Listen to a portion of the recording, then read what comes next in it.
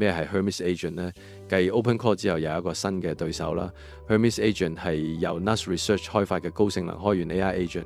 今次呢個新工具佢嘅核心在於學習閉環。Hermes 唔單止係執行任務啦，佢仲會係每一次嘅行動結果入邊自我反思，將成功嘅經驗沉澱做永久記憶嘅。簡單啲嚟講呢，即係佢會越用越聰明，慢慢適應你嘅個人習慣。佢可以做到啲咩，做唔到啲咩呢？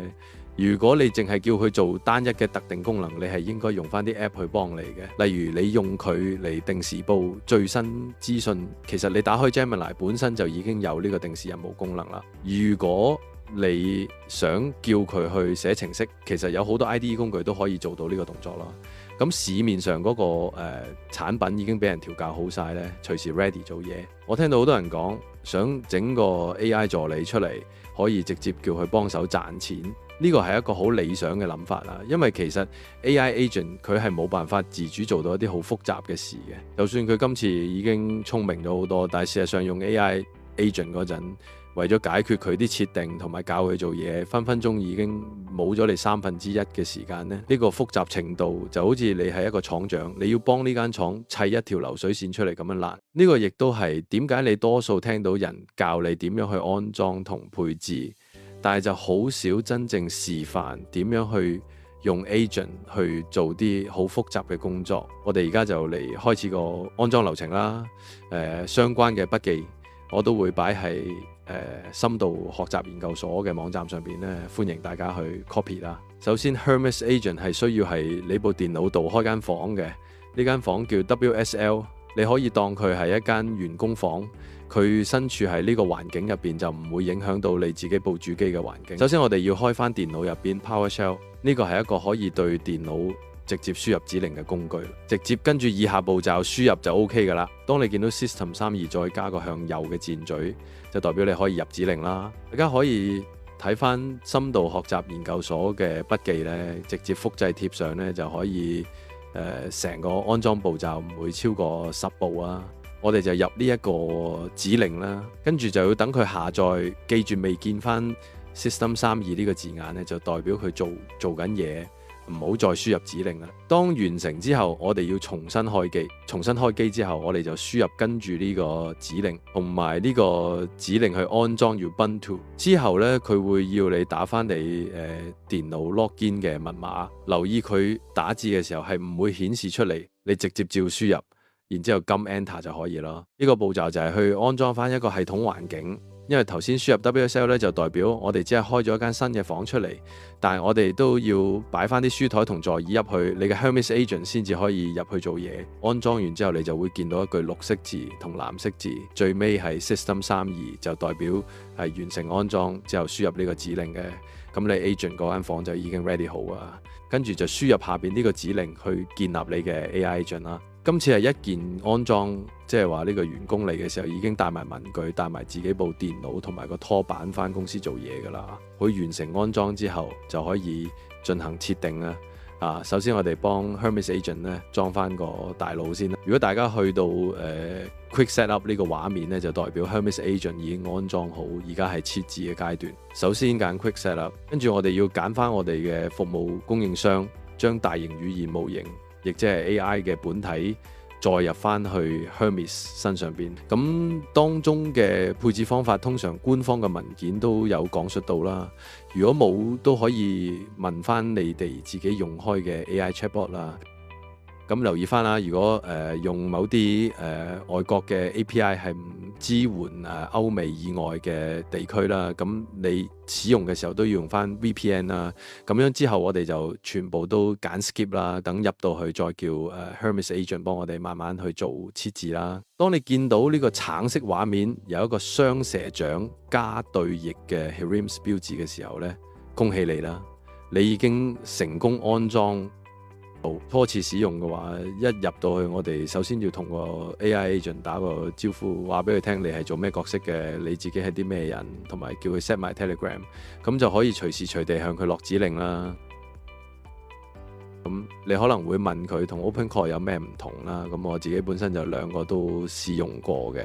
OpenCore 就比較需要花啲心力去管理佢嘅記憶啦，同埋要教佢將做過嘅嘢變成 skill。但係 Hermes 係呢一 part 就係自動管理嘅，即係凡少一樣嘢啦。同埋我睇翻我自己 API 用量啦，其實 Hermes 用嘅 token 係比 OpenClaw 多嘅，但係當中嘅原因係因為佢效率提升咗。我叫佢做多啲嘢先至導致啲 token 增長。如果即係純粹以單一任務去計啦，OpenClaw 有時會無啦啦用咗好多 token 啊，而 Hermes 就相對穩定啲產出。講一講大家可能會遇到嘅問題啦。第一樣會發生嘅就係 rate limited。當你見到呢一句就代表你個模型供應商限咗速。人工智能嘅算力咧就好似水喉水咁樣啦，佢唔係取之不盡嘅資源咧，而係一條大水管咧，分俾全世界一齊用啊。所以通常咧啲模型供應商咧都會限制住你嘅速度咧，佢會限制你每個月用得幾多，每小時可以用幾多，同埋每分鐘每秒可以用幾多，全部都係有限額嘅。當你超出咗呢個限額之後咧，佢就會關水喉，令到你冇辦法繼續用啦。你可以做嘅就係揀翻個 rate limit 大啲嘅供應商。第二個問題就係agent 經常會陷入思考，導致個問題有幾個原因嘅。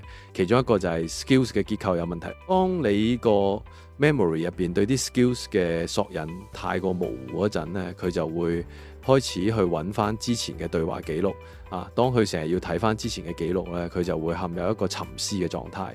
解決嘅辦法就係刪除一啲之前唔需要嘅對話記錄啦。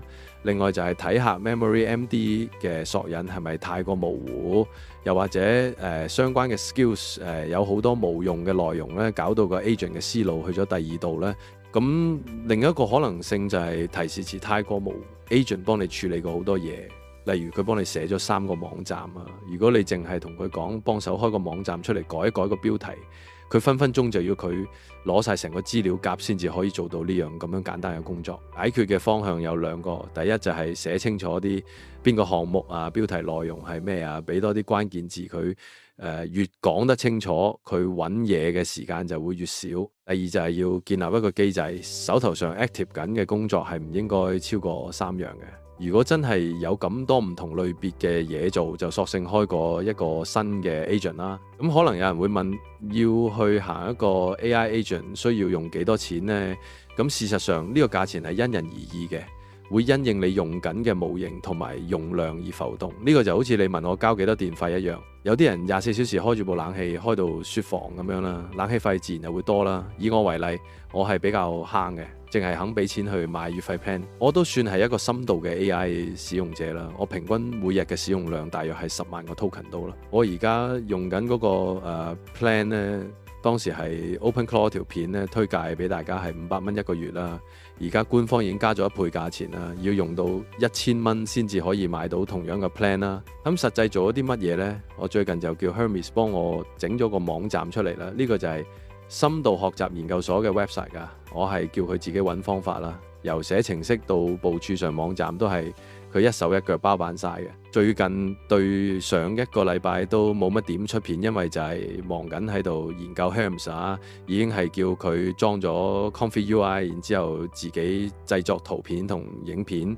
我都係一邊做自己嘢一邊去玩 Hermes Agent。我叫佢去構思自己角色設定，然後去生成圖片同埋影片。如果出嚟唔滿意，就叫佢爬問題教學去改善。當佢每學識一個 skills 嘅時候，遲啲就可以將呢啲 skills 係串埋一齊去做一個工作流程。如果大家都想深入了解 AI 同我一齊去學習同研究嘅話呢，歡迎訂閱深度學習研究所。我係阿 Ben，下次見。